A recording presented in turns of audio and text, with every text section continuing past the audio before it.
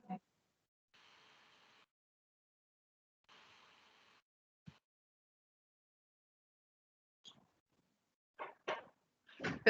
Bom, continuando a nossa sessão da parte da manhã, do dia 8 de junho, que na verdade foi alguns processos da parte da tarde passaram para a parte da manhã do dia 8 de junho, né? Já falei no início da sessão que invoquei a portaria CAF 690, e agora então iremos para o item 16 da pauta, de relatoria da conselheira Edeli, recorrente Fazenda Nacional, interessado PEVTUR Transportes e Turismo Limitado. Conselheira, quando a senhora estiver pronta, está com a palavra.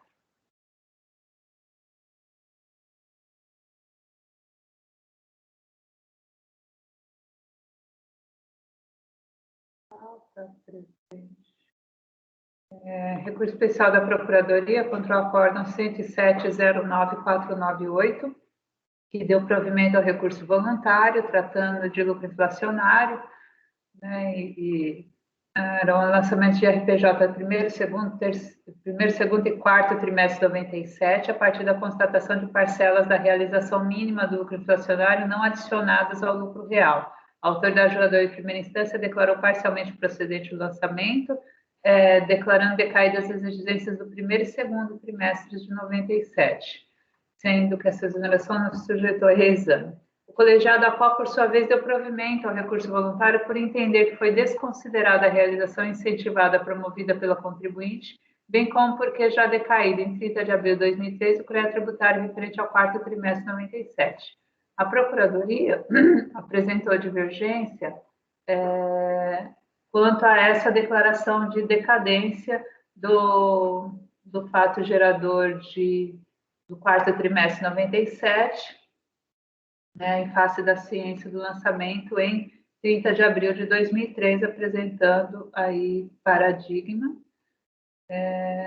Nós temos problema de conhecimento aqui, eu vou passar direto ao voto para expor a questão do conhecimento. A contribuinte apresentou contra-razões, discordando aqui da pretendida aplicação no 731. A Procuradoria defende a aplicação da regra decadencial do artigo 1731 do CTN, bem como que seu termo inicial se verificaria a partir do momento em que o sujeito passivo está obrigado a realizar o lucro inflacionário. O acórdão recorrido de seu lado apresenta dois fundamentos para cancelamento da exigência: a realização incentivada do lucro inflacionário diferido até 92 e a decadência da exigência referente ao quarto trimestre de 97, expirado em 31 de 12 de 2002. Então, aplicando 150. A acusação fiscal aponta a falta de realização mínima do lucro inflacionário acumulado em 97, tendo por origem lucro inflacionário apurado e diferido em 89 e 91, bem como o saldo credor de IPCB-TNF de 90, todos sujeitos à realização mínima a partir de 93. Desde a impugnação, o contribuinte alega que o imposto devido sobre o lucro inflacionário diferido está pago em razão da realização incentivada de 93, bem como pelo pagamento de lançamento suplementar promovido em 96, inclusive indicando descompassos entre os demonstrativos que instruíram aquele e este lançamento. A autoridade julgadora de primeira instância considerou decaídas somente as exigências do primeiro e terceiro, vez que seriam passíveis de lançamento no próprio ano calendário 97, teriam um prazo decadencial com fundamento no 731 iniciado em 1 de 98 e findo em 31 de 12 de 2002, antes da ciência de lançamento em 30 de abril de 93. Subsistiu o quarto trimestre, que, por ser passivo de lançamento em 99, poderia ser constituído até 2003. Quanto ao saldo diferido, observou que o lançamento em 96 decorria do saldo acumulado em 91 e registrou os seguintes erros cometidos pela contribuinte na determinação do valor acumulado passiva de realização incentivada.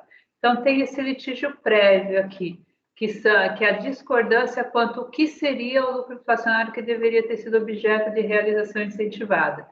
As autoridades precedentes aí ao CARF vão entender que o contribuinte não realizou integralmente o saldo acumulado que existia naquele momento.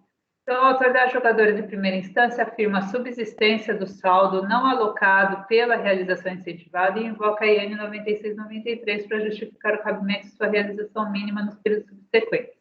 O voto condutor do acordo recolhido, por sua vez, principia com a seguinte abordagem. De início, constato que a autoridade não respeitou a opção realizada pelo contribuinte quanto à realização do lucro inflacionário, aí na forma da Lei 8541, de 92, não de 82.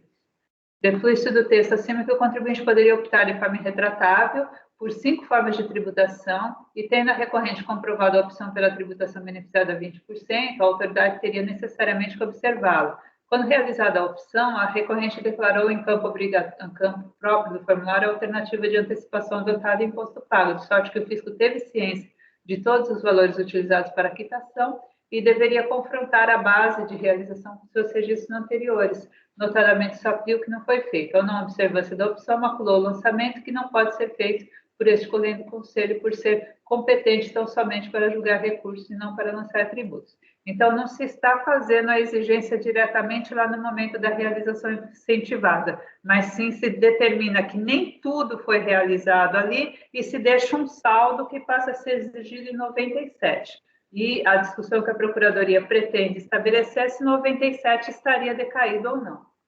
Infere-se do exposto que, provada a realização incentivada do saldo de lucro inflacionário acumulado em 31/12/92, a autoridade estaria impedida de exigir a realização das parcelas remanescentes. Para reverter esse entendimento, deveria a PGFN apresentar paradigma que admitisse a possibilidade de exigência da realização mínima do saldo de lucro inflacionário não computado na base de cálculo da realização incentivada. Sob essa ótica, portanto, parece interesse recursal à PGFN sobre a divergência suscitada acerca da contagem do prazo decadencial, porque essa divergência não permitiria reverter a improcedência material do lançamento declarado no acórdão recorrido. De toda sorte, caso se entenda que o acórdão recorrido não afirmou o impedimento antes referido à exigência fiscal, também se constata que a divergência jurisprudencial suscitada acerca da contagem do prazo decadencial não teria os contornos suscitados pela PGFN em sua argumentação de mérito. Como antes disso, a autoridade julgadora de primeira instância aplicou ao caso a regra do 1731. Já o voto condutor do acórdão recorrido fixou como termo final do prazo decadencial 31/12/2002, porque, em se tratando de contribuinte que declara pelo lucro real trimestral, o fato gerador ocorre no último dia do trimestre, data que passa a ser o termo inicial para a contagem, salvo quando ocorrer dolo fraude ou simulação.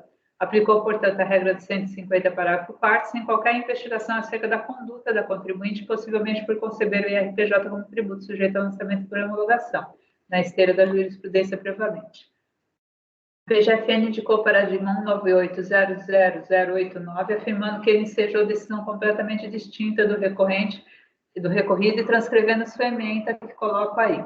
Como se vê, há duas definições nesse paradigma, que o prazo decadencial para a exigência do tributo devido em razão de lucro inflacionário diferido é contado a partir do momento em que sua realização é devida, isso não está em discussão aqui, que a regra decadencial do 150 não é aplicável quando inexiste apuração de tributo devido e nem antecipação de pagamento. Se do exame do voto condutor constata-se que o sujeito passivo ali apenas contestou os valores considerados como diferidos pelo fisco sem arguir realização incentivada. Nessas circunstâncias, a turma especial fixou que a contagem do prazo decadencial deveria ter por referência os períodos nos quais a realização do saldo não infirmado era exigida, e condicionando a aplicação do 150 à existência de atividade, determinou a aplicação do 1731. Assim, caso se admita que a abordagem de mérito no acórdão recorrido acerca da inapassabilidade da realização incentivada permitiria cogitar de alguma aplicação do paradigma em relação à primeira definição acima referida, fato é que a discussão recairia na definição da regra decadencial aplicável para a exigência do quarto trimestre e na necessidade de investigação de conduta amparada no 150, parágrafo 4º, para sua aplicação. Ocorre que a argumentação da PGFN não evolui por essa trilha. Para além de mencionar que o prazo decadencial somente tem início a partir do momento em que é passível de exigência a realização do lucro inflacionário, a PGFN se limita a afirmar a aplicação do 173 ao caso por se tratar de lançamento de ofício, tese não encampada pelo paradigma. Portanto, se algum dissídio jurisprudencial existe em face do paradigma indicado pela PGFN, considerando-se a evidenciação a partir da emenda transcrita no recurso especial, ela diz respeito à possibilidade de aplicação da regra do 150 sem investigação da conduta do sujeito passivo. Mas, constatada a existência de fundamento autônomo e suficiente para a manutenção da decisão recorrida não enfrentada pela PGFN em seu recurso especial, o presente voto é no sentido de que lhe seja negado conhecimento. Então, como o paradigma era decadência de lucro inflacionário também, eu fui revirar esse paradigma para ver se eu conseguia extrair dali alguma coisa que pudesse reverter a questão da realização incentivada. Mas a única regra que eu consigo extrair dali é a contagem e aplicação do 150 dependente da investigação da conduta do sujeito passivo, e isso não reverte o recorrido, porque o recorrido, ele entendeu que não há o que realizar, já que a realização incentivada foi promovida lá em 92. Então, se tivesse que fazer alguma coisa, teria que fazer lá em 92 e não desconstituir, deixar um saldo que é arrastado até 97 para ir exigir a realização em 97. Então, constatada a existência de fundamento autônomo, eu voto por negar conhecimento ao recurso especial da Fazenda. Ok. Conselheira Lívia, como vota?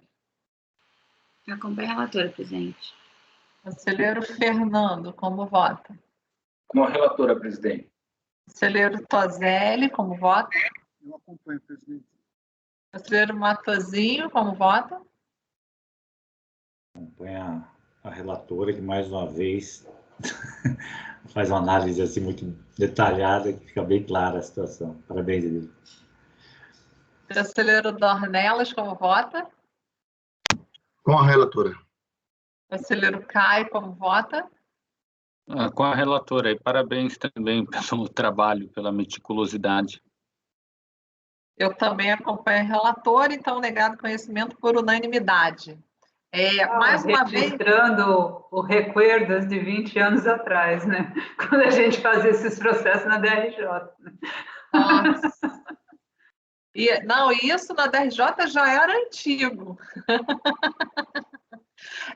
Bom, então, assim, agora eu vou puxar mais um processo, tá? Para a gente já ir adiantando a pauta.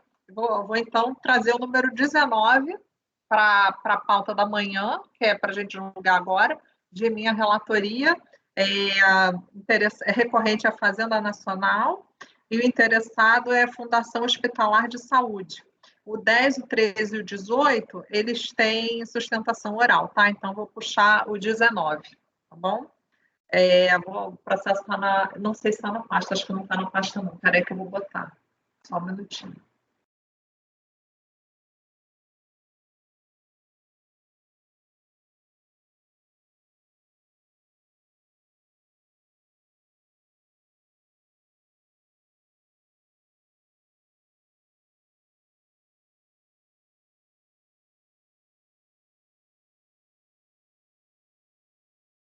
Agora está. Então, vamos lá. Esse caso é o seguinte. A questão é um agravamento da multa de ofício, tá? É um recurso interposto pela Fazenda em face do Acórdão 201.002253. Por meio do qual requer seja resolvida a divergência interpretativa acerca desse agravamento da multa, necessidade de comprovação de embaraço à fiscalização. A ementa do recorrido, na parte que interessa, eu transcrevo aqui abaixo.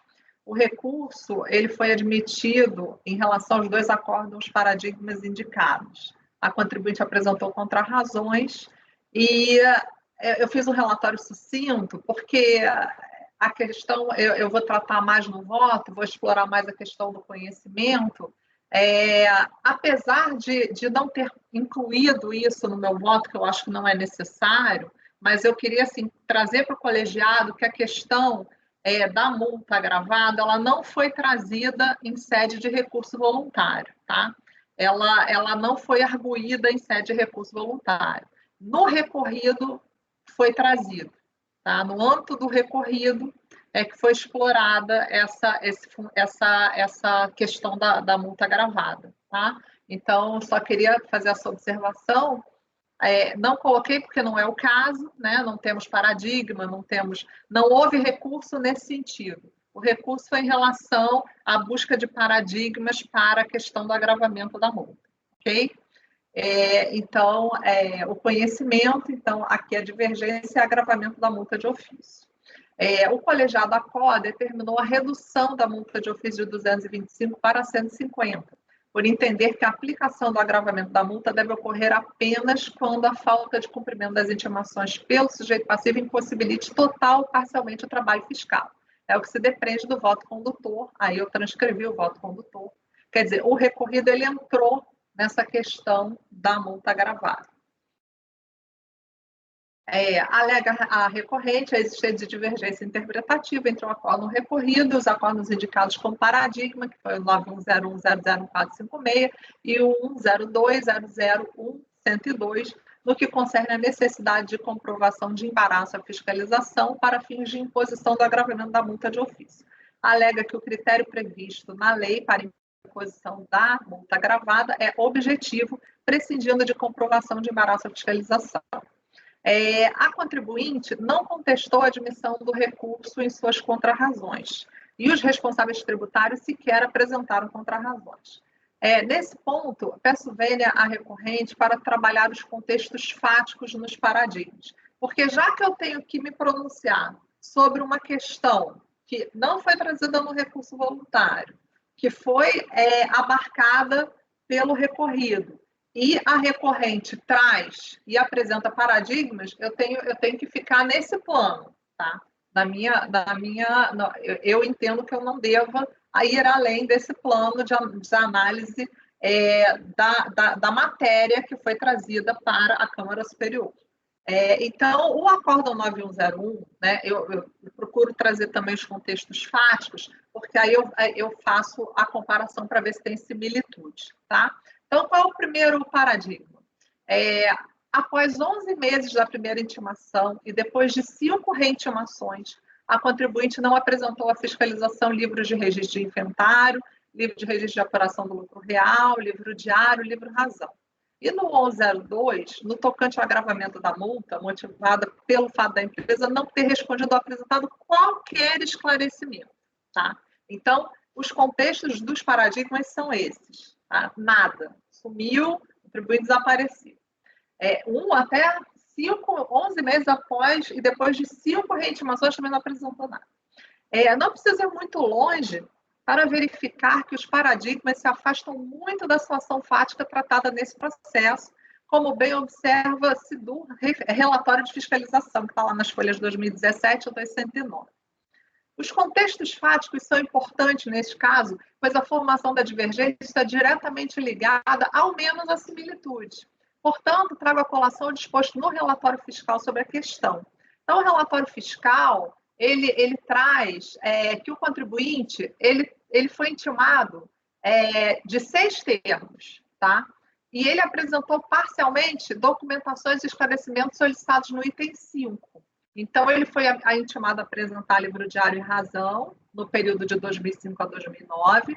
No termo de intimação número 5, foi explanado ao sujeito passivo que a escrituração contábil poderia ser apresentada em arquivo digital, na forma e no prazo aprovado pelo MANAD, e que tem definido lá no ato da COFINS.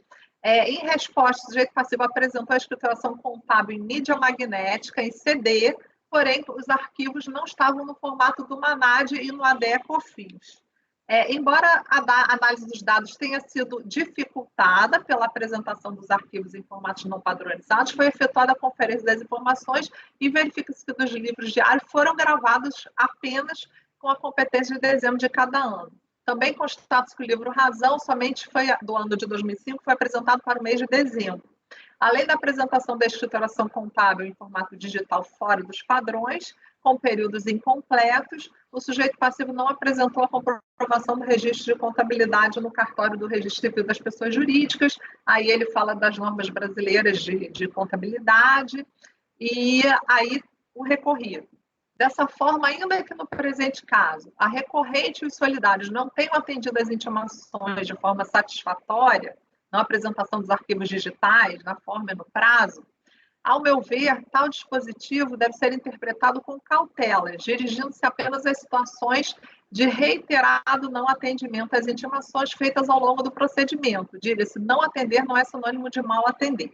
Veja-se, o recorrido entende tal qual os paradigmas, né? Então, eu entendo, inclusive, que eles são convergentes, porque em nenhum momento o recorrido falou que não se aplica a multa agravada. Ele falou o seguinte, olha, dessa forma que está, não se aplica. Mas se realmente ele não atender a nenhuma intimação, como é o caso dos paradigmas, aí se aplica a multa agravada. Então, no caso dos autos, o agravamento da penalidade originou-se de circunstâncias absolutamente diversas da que constam nos paradigmas.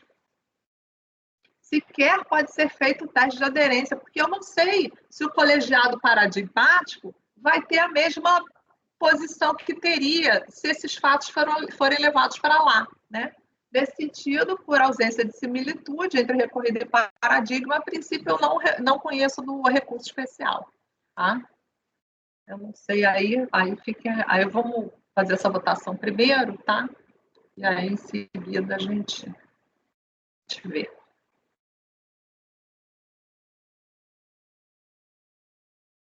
Eu vou divergir, presidente, porque tem algum microfone aberto. Esse paradigma, ele é clássico, né? O 9101001456, né? Do conselheiro Alberto, ele é recorrentemente mencionado, e eu também o trago nos meus votos, porque ele tem um conteúdo decisório preliminar, onde ele reforma ali o recorrido, justamente para dizer, de plano já merece reforma o acórdão recorrido quando sustenta que o agravamento da multa só é cabível quando houver embaraço à fiscalização. Como se vê, a norma dispõe sobre critérios totalmente objetivos para o agravamento da multa, os quais independem de restar provada a conduta dolosa do contribuinte, o embaraço é tratado por outros, para aqueles que impedirem a fiscalização, e é nessa linha que eu vejo que o... Oi? Não, pode terminar, que eu só vou falar um negócio que eu esqueci. E é nessa linha que eu vejo a decisão do recorrido, porque ele vai afirmar que, por mais de uma vez, que o agravamento só deve ocorrer quando impedir, impossibilitar total ou parcialmente o trabalho fiscal. Né? Ele vem aqui, aí ele se conduz no não atendimento e vem reforçando com outras emendas de negar o agravamento quando não há prejuízo ao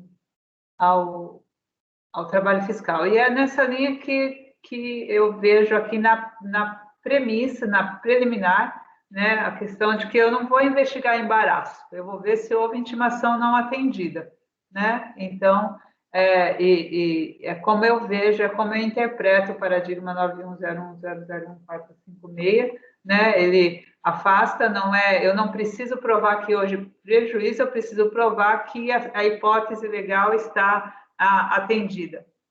Então, como o recorrido não se conduz dessa forma, ele se conduz no sentido de verificar se houve prejuízo ao procedimento, então eu acho que minimamente com base nesse paradigma, não analisei o outro, mas esse para mim já é suficiente para caracterizar a divergência e por isso eu vou divergir para conhecer. Ok, não só para avisar que a questão do embaraço ela foi trazida no recurso, mas ela não foi tratada, tá? Não foi fundamento do recorrido, tá? O embaraço à fiscalização, ainda tem mais essa situação, que eu não coloquei aqui, mas eu vou incluir, tá? Então, ficou mais distante ainda o recorrido do paradigma, do Alberto. Tá? Na hora de recorrer, que houve essa inclusão do embaraço, mas isso não foi trazido. Tá? Para mim está um pouco imprecisa essa sua fala, Andréia. É o seguinte, o recorrido, ele não traz como fundamento, ele não fala de embaraço. A fazenda, quando recorre, é que trata da multa agravada, embaraço à fiscalização. Esse tema, ele não foi discutido no recorrido. Por que você acha que não? Eu consigo ver isso, porque o voto condutor, ele vem justamente dizendo que é preciso que impossibilite total ou parcialmente o trabalho fiscal. E essa Mas isso não quer dizer que é embaraço. Isso, para mim, não quer dizer que seja embaraço, porque embaraço você tem um termo lavrado, você tem um procedimento. Então, eu entendo que a leitura do Alberto, nesse paradigma, ele vem por conta do recorrido do que foi apreciado na Câmara Superior, ele vem tratando embaraço de forma genérica. E aí, no voto do Alberto, ele vem justamente dizendo, olha, embaraço é isso aqui.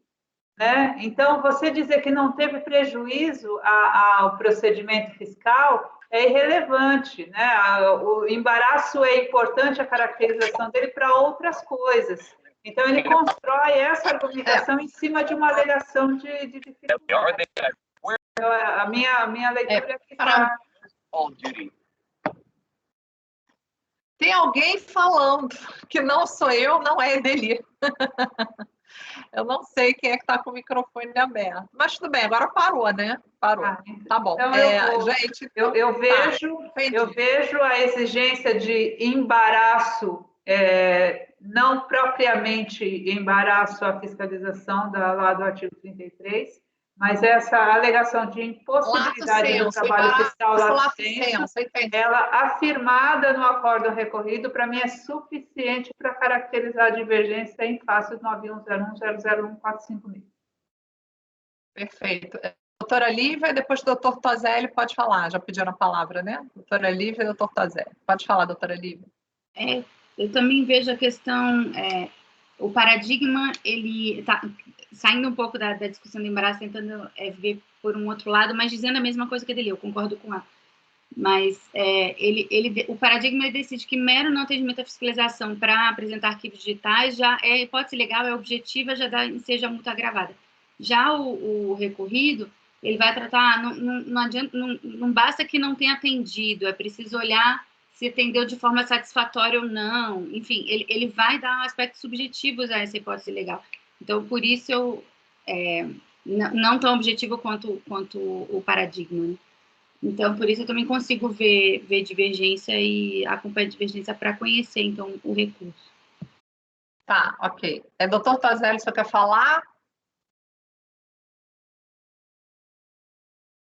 Bom, presidente, como eu acho que as duas anteriores já votaram, eu vou esperar para a hora do voto. Ah, então tá. Doutor Fernando, como vota? Presidente, eu vou acompanhar o voto por não conhecimento. Também acho que o acórdão recorrido, ou que o paradigma e o recorrido tem essa questão aí da questão do embaraço, né? Eu acho que também tem essa questão adicional. Eu vou acompanhar pelo não conhecimento, presidente. Ok. Conselheiro Tozelli, como vota? Eu costumo também fazer essa análise se o fundamento é só a falta de prejuízo, ou, além disso, questiona o próprio não atendimento. E aqui me parece, conselheiro Edeli, com a devida vênia, que o recorrido ele usa os dois fundamentos autônomos. Tanto ele não considera que, nessa situação fática, houve uma hipótese de não atendimento, tanto que ele usa, eu costumava colocar isso no meu voto, é um voto da Gisele, que é o mal atender e o não atender, que eu acho que é aí que é o grande terminologia para fins de aplicação da multa. E aí ele coloca a falta de prejuízo aparentemente como um argumento adicional no item 134. Se você for ver o 133, ele dá a entender que aqui, na verdade, não é que não houve atendimento, houve um atendimento que o fiscal entendeu que não foi o que ele esperava. Então, eu vejo aqui que a razão de decidir não está baseada exclusivamente na falta de prejuízo para a administração, mas na própria capitulação de não atender.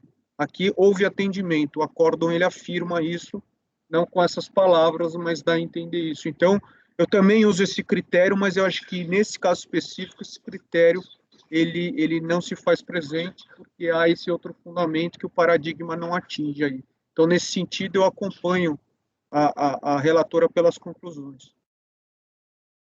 Ok. Conselheiro Matosinho. Presidente, pode me responder uma questão? Eu estou lendo, abri o acórdão. Além desses fundamentos, o relator ou relatora, não sei quem foi o relator desse acórdão. Foi a Gisele. A Gisele. Ela menciona a súmula CARF 96, que fala do... A Gisele ela vai mencionando um monte de súmula, só que a súmula nem foi arbitramento. O fiscal aqui, ele lançou pelo lucro real. Então, eu nem trouxe essas questões para discussão, porque ela vai trazendo as coisas, assim, e aí No caso aqui, ele viu que tinha condição de tributar pelo lucro real, ele tinha fundamento para tributar pelo lucro real, ele não foi no arbitramento, tá? E nem houve presunção legal, então eu não trouxe essas súmulas para debate. Para entender o contexto, realmente, porque eu vou lhe acompanhar também no voto. Eu acho que o central aqui é que, num caso, não houve nenhum atendimento, e no outro, o atendimento, no caso do recorrido, houve atendimento ainda que insuficiente ou que não tenha atendido completamente a fiscalização. Então, me parece que há uma distinção de fato aí. Então, acompanho o seu voto. Pode falar, conselheira Edelia. É só que eu até concordaria, o argumento do conselheiro Toselli me sensibilizou, mas aqui no 133 tem essa afirmação: tal dispositivo deve ser interpretado com cautelas, dirigindo-se apenas a situações de reiterado não atendimento às intimações. Então, está colocando uma circunstância aqui, esse reiterado é que me leva a manter a minha posição de conhecimento. Se ele não estivesse aqui, eu concordaria com o conselheiro Toselli, mas esse reiterado aqui... Certo. Conselheiro Dornelas. Eu acompanho a relatora, presidente. Conselheiro Caio. Presidente, eu acompanho a relatora pelas razões expressas pelo Dr. Toselli. Ok. Então, ficamos assim, não conhecido por maioria, pelas conclusões Toselli e Caio, vencidas Edeli e Lívia, certo? Então, vamos continuar. Item 23 da pauta, de relatoria da conselheira Edeli, recorrente Fazenda Nacional, interessado Caroa, administradora de eventos limitada. Conselheira, quando estiver pronta, a senhora está com a palavra.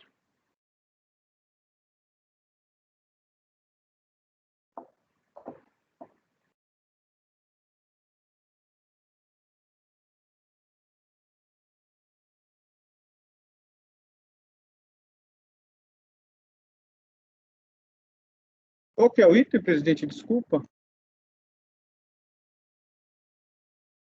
Oi, item 23. Caroa, administradora. Estou na pasta. Recurso especial da Procuradoria, acórdão 1401002949, que deu provimento parcial ao recurso voluntário, aí arbitramento, depósitos bancários, multa qualificada afastada.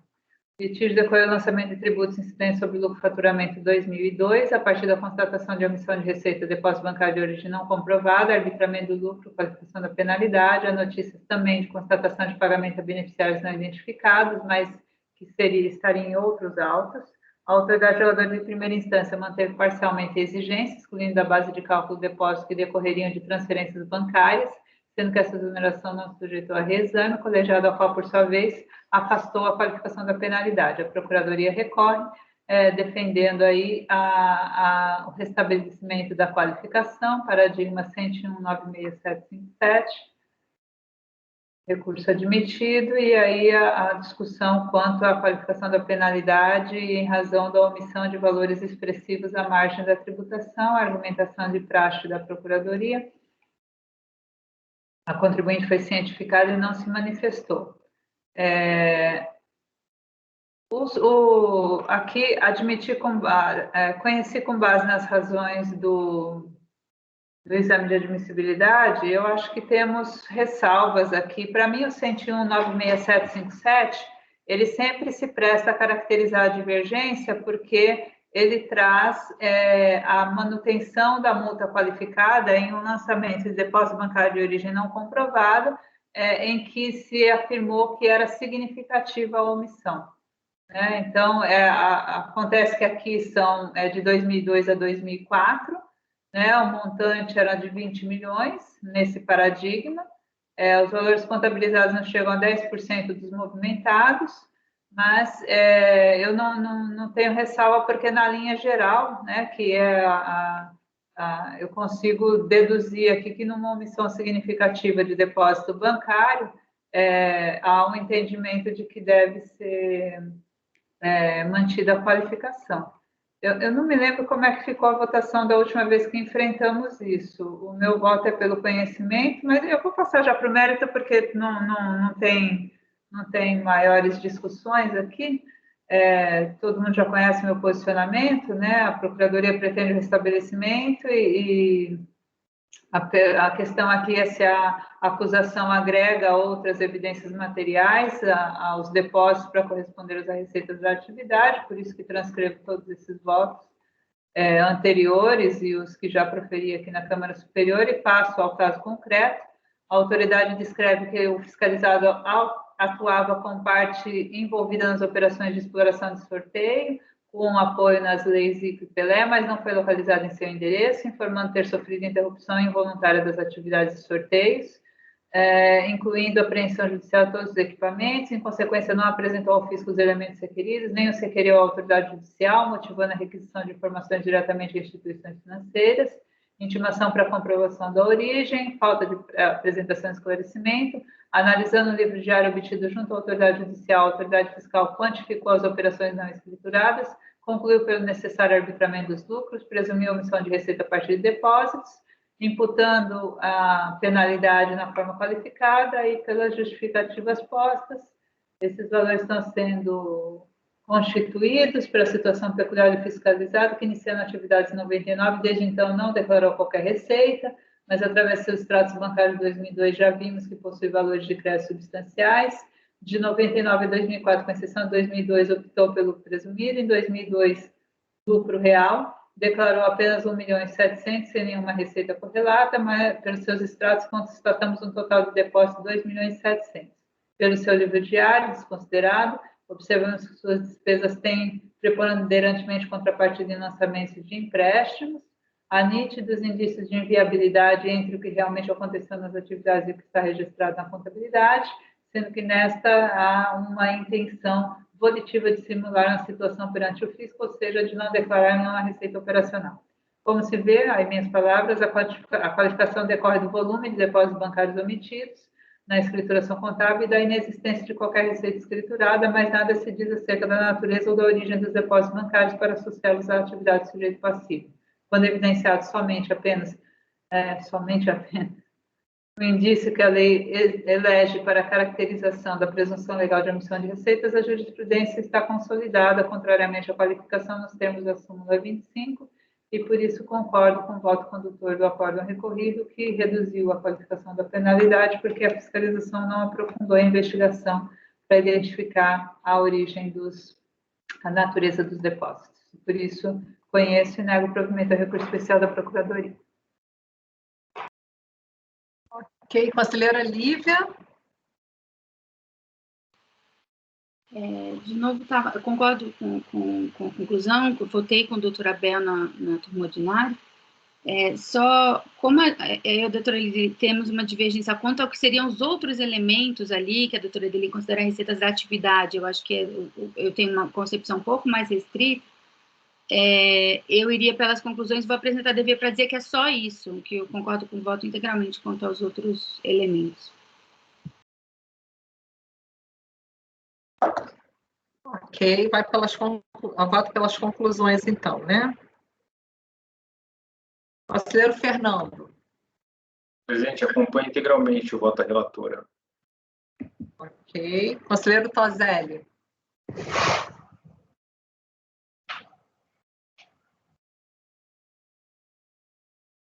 Presidente, eu tenho um critério um pouco diferente no conhecimento e o meu critério que eu adoto é que tem que ter sido enfrentado especificamente a prática reiterada ou significância.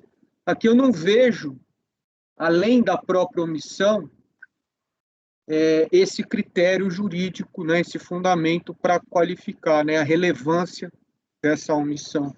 Eu não vejo isso nessa rápida análise, eu não vejo nem no TVF nem no voto. Então, eu achava até que o colegiado já estava se manifestando assim, salvo o melhor juízo, a gente já julgou assim na última sessão, quando o TVF e o próprio acórdão eles simplesmente ignoram esses dados, quando esses dados não são usados como fundamento para qualificar. Eu havia entendido que o colegiado já não estava conhecendo recursos nesse sentido. Eu não estou conseguindo ver o último, acho que tem até um meu, que foi unânime, salvo o melhor juízo. Então, presidente, eu não vou conhecer do recurso, porque eu acho que, justamente em razão da inexistência da prática reiterada ou significância da omissão, tanto no TVF como no recorrido.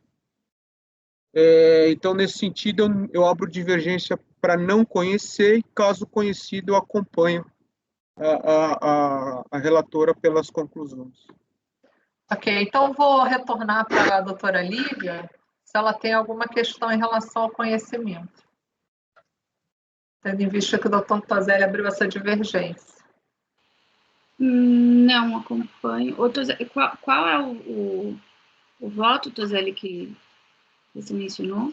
Desculpa. Toselli entende que no recorrido, né, Toselli? Vê se na verdade, não traz o argumento da relevância da reiteração e da significância da omissão de receita. Então, esse é um ponto importante para a votação do conhecimento. Mas ele mencionou que a turma já teria considerado isso, um voto dele. Pode falar, Toselli, pode falar. Então, na verdade, isso é um assunto corriqueiro aqui. Eu lembro que esse um ano que eu estou aqui, a admissibilidade de recursos, quando esses dados podiam ser constatados pelo próprio juiz de admissibilidade, já permitiria o conhecimento. Eu sempre fui contra isso. E aí, conselheira Lívia, eu não estou com ele agora. Por isso que eu até fiz a ressalva que me parece que o colegiado já tinha revertido isso. Eu posso pesquisar aqui, mas eu lembro, pode ser que eu esteja errado, que nós já tínhamos julgado exatamente isso, ou seja, reverteu. Ou seja, quando os dados, significância e omissão não forem expressamente utilizados como fundamento para caracterizar dolo, essa omissão deveria ensejar pré-questionamento por parte da Fazenda. Como a própria aplicação da súmula também, que aí já é um entendimento minoritário meu e do Caio. Aqui não é exatamente a menção à súmula, e sim a menção aos dados da omissão como relevante. Mas eu vou precisar pesquisar aqui se realmente qual que seria esse acórdão. Eu posso fazer isso e te deixar, mas assim, enfim, não vou conseguir responder exatamente agora qual que é o acórdão, mas eu farei essa lição de casa e depois te falo. Mas conseguir lembrar, eu acho que a gente tem uma divergência de o que está no TVF ser considerado e o que o acórdão considerou que o TVF considerou. Entendeu? Não, isso, exatamente, essa foi a primeira discussão, se a gente conseguiria buscar no TVF. Mas aqui, no caso, não é nem essa discussão. É tanto o TVF como o recorrido. Para o recorrido, ou seja, que é aquela coisa, eu não consigo ter a certeza de como nem o recorrido, porque o recorrido ele foi omisso. Aquele dado da significância, ou seja, o volume e o percentual, para o recorrido, o colegiado não levou isso em conta. Não, mas não tinha, Toselli. O recorrido não tem receita nenhuma, porque ele não declarou. É mais grave ainda. Está tudo zerado. Então, né? E aí houve a verificação pelos extratos bancários, né? Quer dizer, então, realmente ele não tinha nada. É exatamente esse o ponto. Para o colegiado ACO, foi irrelevante a quantidade da receita omitida e o tempo de omissão. Foi irrelevante. Aí, o que a Fazenda quer, olha, eu achei aqui um paradigma que esse dado, que eu posso aferir que também aqui existe, é uma divergência. Aí, o que eu achava que a gente tinha entendido? Que, tendo em vista a omissão no recorrido, isso aí morreu a discussão. Não dá para você falar que existe uma divergência se eu não sei como o colegiado ACO se pronunciaria diante desses dados estarem expressos. Então, aqui, com a devida vênia, eu concordo que o dado existe, mas esse dado não foi levado em conta pelo colegiado ACO. É como se a gente agora tivesse votando com um fundamento que não foi levado em conta na decisão. Não tem divergência, porque o colegiado ACOA simplesmente não se pronunciou sobre a relevância da receita omitida.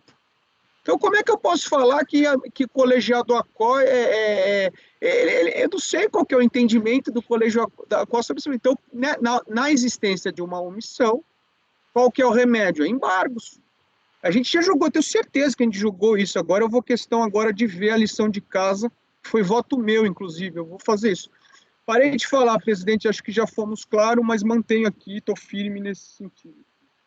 Vou passar a palavra para a conselheira Lívia, depois para o conselheiro Caio, que também pediu a palavra. Pode falar, conselheira. Para ver se eu entendi, Zé. O recorrido fala assim, não há outros elementos para caracterizar a qualificação da multa. E, quando ele fala não há outros elementos, se você olha o TVF também não fala de volume e reiteração. Então, volume e reiteração para a turma ACOA foi relevante, porque ele fala não há outros elementos, e o TVF fala que não. E o paradigma fala, volume e reiteração, então acho que você tem que considerar isso como elemento. Se o TVF, só tentando complementar o raciocínio, se o recorrido tivesse falado não há outros elementos e o TVF tivesse volume e reiteração, eu poderia falar volume e reiteração foi irrelevante para a turma ACOA, enquanto para paradigma foi relevante. Mas como no caso o recorrido fala não há outros elementos, eu vou no TVF, o TVF não fala de volume e reiteração, eu não posso dizer nada quanto o que a turma disse sobre volume e reiteração. É isso o seu pensamento, correto? Eu vou mais longe ainda. Na verdade, o meu posicionamento só vai existir divergência em função de volume e periodicidade quando o colegiado ACOA se manifestar expressamente que isso é irrelevante. Porque aí ele analisou a matéria. Qual que é a matéria? Prática e reiterada. Isso não tem no recorrido. Essa matéria não foi apreciada. Entendeu, meu ponto? Só para complementar, presidente, desculpa. Então, claro, tá certo. Eu não vou tão longe quanto a isso. Eu acho que se, no caso, o TVF tivesse falado de volume e reiteração, eu conseguiria ver divergência. Porque a turma falou não há outros elementos. Se o TVF tem volume e reiteração, quando ela fala de não há outros elementos, ela estaria falando eu considero irrelevante volume e reiteração. E não há outros elementos, quer dizer, não há, apesar de estar ali escrito, eu considero que não há, então é irrelevante. Para mim é importante essa contraposição. Então, eu acho que eu não vou acompanhando, então, voltando ao conhecimento, acompanhando o raciocínio do Dr. Toselli, mas eu paro num ponto antes. Acho que se ele, por exemplo, fizer o voto vencedor, eu estaria pelas conclusões com ele, só para esclarecer minha posição, mas acho que concordo com o não conhecimento também, presidente. Tá, então passa para o não conhecimento, ok. Conselheiro Caio, pode falar. Eu só queria dizer que aqui, gente, é a falta de pré-questionamento, entendeu? Então, a gente está dando essas voltas, mas no fim é falta de pré-questionamento da decisão recorrida em relação ao descrimen do paradigma que foi usado para manutenção da multa qualificada, entendeu? Então, se é muito simples, a gente enfrenta bastante isso, entende? Não tem grandes novidades, era isso que quero tentar simplificar aqui. Conselheiro Fernando, eu vou pedir para quem não quiser mais falar, baixar a mãozinha. Eu sei que a conselheira Edeli, primeiro conselheiro Fernando, depois conselheira Edeli. Presidente, acho que eu quero ouvir a conselheira Edeli antes. Pode ser? Tá. Eu falo depois para ver. Claro. Conselheira Edeli, pode falar. Aqui, TVF transcrito. Há nítidos indícios de inviabilidade entre o que realmente ocorreu nas atividades da empresa e o que foi registrado na contabilidade, sendo que nesta há uma intenção volitiva de simular uma situação perante o fisco, ou seja, de não declarar nenhuma receita operacional, apesar dos volumes transitados em conta corrente, ou mais incongruente ainda, declarados como despesas operacionais. Então, na minha concepção, o volume estava na acusação fiscal, ele foi ignorado no julgamento, né? E aí, nessa linha, eu não suscito a ausência de pré-questionamento, eu mantenho o conhecimento endossando o exame de admissões. Poderia ser sensibilizada assim com a construção do Conselho Toselli, acredito que eu já adotei em outras circunstâncias, mas se eu tenho um traço na acusação quanto ao volume e ele é ignorado no acórdão recorrido, né? Então, tem mais alguma coisinha que eu tenho quase certeza que eu já falei que esse 101.96757 também trazia essa construção de ofício quanto ao volume das receitas omitidas. Tenho quase certeza disso, mas isso também para mim é irrelevante. Então, eu mantenho meu voto pelo conhecimento. Ok. Conselheiro Fernando, depois conselheiro Toselli. Pode falar, conselheiro Fernando. Presidente, eu acho também que o colegiado acolhe precisa se manifestar, mas eu entendo que dentro do contexto ali, o colegiado acolhe, para ele aquilo ali eu acho que é uma divergência, sim, porque ele está diante daquelas circunstâncias todas iguais, com uma acusação no mesmo sentido, e ele fala, olha, para mim isso daqui não muda nada, essa circunstância que nós estamos analisando aqui no caso concreto não muda nada, né? Então, como o TVF trazia argumentos nesse sentido e foi completamente irrelevante, né, para não manter a qualificação da penalidade, que a divergência, ainda assim que no limite, acaba sendo a de ser reconhecida no caso. Então, eu vou manter meu voto. Ok. Conselheiro Toselli votou pelo não conhecimento, então vamos lá. Conselheiro Matosinho, vamos votar o conhecimento, depois a gente passa para o mérito. Eu estou tentando recuperar aqui, e aí eu queria pedir socorro do Fernando, porque eu acho que esse acórdão, o 101.96757, não é aquele que não era muito claro, Fernando, sobre a proporção que eu não lembro se a gente votou pelas conclusões ou a gente não aceitou, não sei se eu estou tentando recordar. Sim, foram duas situações, né? Eu até acabei mudando meu voto ali, me curvando ao entendimento do colegiado, porque lá no final aí 757, ele fala da movimentação financeira, né? Que a movimentação financeira era num valor, ele comparava a movimentação financeira, né? Mas acabou prevalecendo o entendimento da maioria, acho que tenho praticamente certeza que o Matosinho manteve o não conhecimento.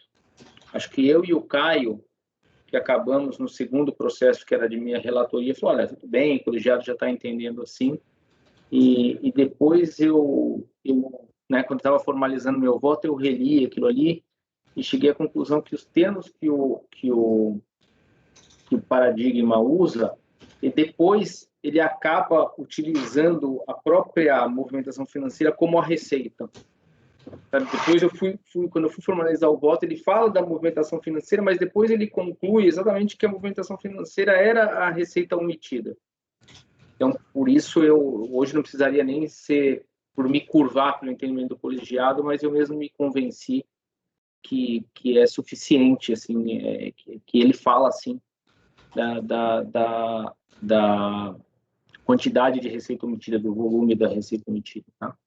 Obrigado, Fernando. Era isso que eu queria resgatar. Você quer o paradigma, Matosinho? Você quer o acórdão? Não, eu abri aqui, Tá. Não, é o 9101005412, que o Fernando e o Caio votaram por não conhecer com base no 101.96757. E eu votei como, Ederi? Você não divergiu no conhecimento, não.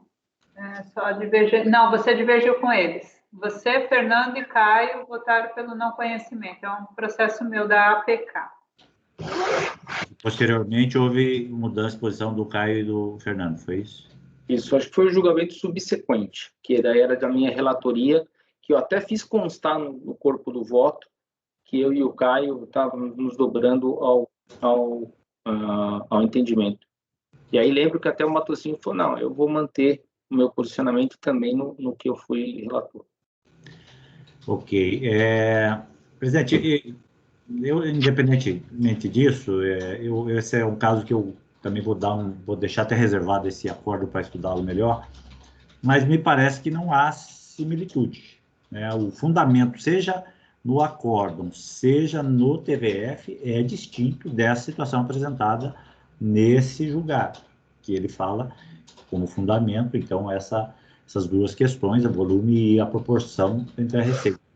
No TVF é apontada a falta de declaração de qualquer receita, a presença de valores de despesas declarados no ano 2002 e, no ano passado, fala-se do volume que ele movimentou, tal. Mas não se fala em prática reiterada, não há essa construção, no meu modo de ver, em relação ao recorrido, de forma a permitir uma equiparação fática com o paradigma apresentado.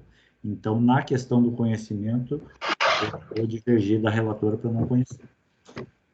Ok. Conselheiro Dornelas, como vota? Presidente, eu voto por não conhecer do recurso também. E no mérito, eu acompanho a relatora, por que é provimento. A gente está votando conhecimento ainda por conta do Tozelli ter suscitado não conhecimento, porque parou. Certo. Mas tudo bem, Ok. tranquilo. Vamos para o conselheiro Caio. Como vota, conselheiro Caio? Presidente, eu voto igualmente por não conhecer, como inclusive lembrado pelo Fernando em casos anteriores. Eu acompanho a relatora, porque entendo que a similitude. Às vezes a gente não precisa da identidade, né? Eu acho que a gente consegue inferir que existe essa situação. Então, a partir do momento que você consegue inferir, a matéria sobe. No que a matéria sobe, aí a gente vai olhar TVF e tal. Então, eu acompanho a relatora, eu entendo pelo conhecimento. Mas, de qualquer maneira, acho que já tem maioria pelo não conhecimento. Lívia, Tozelli, Matosinho, Dornelas e Caio, tá? Então, foi não conhecido por maioria, vencidas Edeli e Andréia, tá? A Lívia foi pelas conclusões... Fernando? Desculpa. Edeli, Fernando e Andréia. A Lívia foi pelas conclusões... Não conhecido pelas conclusões, é isso, Lívia, da divergência? Você votou com pelas conclusões da divergência. Então, a Lívia abre... Então, peraí, não conhecimento, então, como a Lívia abre... Então, a Lívia não conhece, abre divergência para não conhecer, só que o conselheiro Tozelli fundamentou de outra maneira, né? Então, aí o fundamento do Tozelli é outro, e acompanhando o conselheiro Tozelli vai Matosinho, Dornelas e Caio, como é que ficam? Então, só a Lívia diverge da conclusão, é isso? Pode falar, Tozelli. Eu ia falar, na verdade, doutora Lívia, acho que a gente não pode... Esse caso dispensaria entrar nos pormenores do TVF. E o não conhecimento ia pela dessemelhança, pela ausência de similitude fática. O acórdão recorrido não levou em conta os dados do volume e reiteração, ao passo que o paradigma vem nesse sentido. Então, não são situações comparáveis para esse fim. Seria mais ou menos nesse sentido. Aí eu não sei se você... É que também eu já estou falando como se eu fosse o voto vencedor, me desculpa. Mas já vai ser. Mas olha só. Lívia e Matosinho. Não, para mim é relevante o TVF nesse caso. O acórdão recorrido considerou irrelevante volume e reiteração. Mas se eles estavam no TVF, ele considera irrelevante alguma coisa que estava lá. É diferente eu considerar relevante uma coisa e ele não estava no TVF. Para mim, faz toda a diferença estar ou não no TVF. Porque quando eu falo que é irrelevante, mas o negócio não estava lá, é porque ele é irrelevante mesmo. Agora, quando eu falo... Como eu posso ser clara nisso? Na verdade, quando eu falo que é irrelevante, o negócio não estava lá, eu não falei sobre o assunto. Porque eu não tratei do assunto no acórdão, ele não estava no TVF, então eu não julguei o negócio. Agora, se eu não tratei no acórdão e estava no TVF, isso quer dizer que eu considerei só irrelevante. Ele estava lá, eu julguei como não relevante para minha decisão, entende? Não sei se eu consigo ser clara, mas para mim faz toda a diferença olhar o TVF no caso. Ok. A conselheira Edeli quer falar, depois o conselheiro Tozelli, depois o Matosinho. Só deixar registrado que, como o meu voto tinha sido por acolher o exame de admissibilidade, eu vou complementar com esses argumentos que mencionei aqui, reportando o entendimento do do aplicado. Perfeito.